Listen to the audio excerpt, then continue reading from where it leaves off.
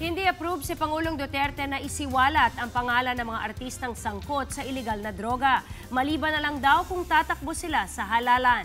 Kasabay niya nagbanta ang Pangulo na sususpendihin ang writ of habeas corpus kapag hindi na nakapagtimpi sa mga kritiko. Narito ang report.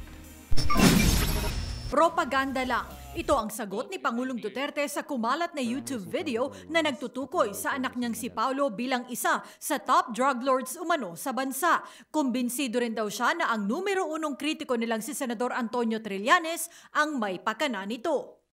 Oh well, that is a propaganda that has been repeated all the time. Alam ko propaganda na. I was told. Pabalik-balik na yung, I assure you, we are not into it. Pero wala naman daw nakikitang dahilan ng Pangulo para pangalanan ng mga celebrity na sangkot sa illegal na droga, maliban na lang kung tatakbo sila sa halalan.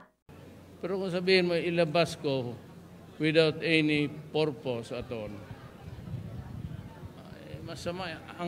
Ang ilabas ko yung those seeking public office. People have the right to know kung sino yung mga tao na nilalagay nila sa public office. Nauubusan naman daw ng pasensya ang Pangulo sa mga walang tigil na bumabatiko sa administrasyon. Kasunod yan ang pagkwestiyon ng ilang senador sa utos ng Pangulo na rebyuhin lahat ng kontratang pinasok ng pamahalaan. Sagot dito ni Duterte, kapag hindi raw siya nakapagtimpi, sususpindihin niya ang writ of habeas corpus o utos na nagre-require na iharap sa korte lahat ng makukulong para masiguradong hindi iligal ang kanilang pagkakadakip.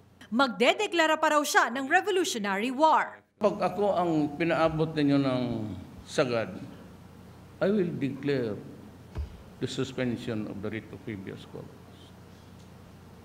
And I will arrest all of you.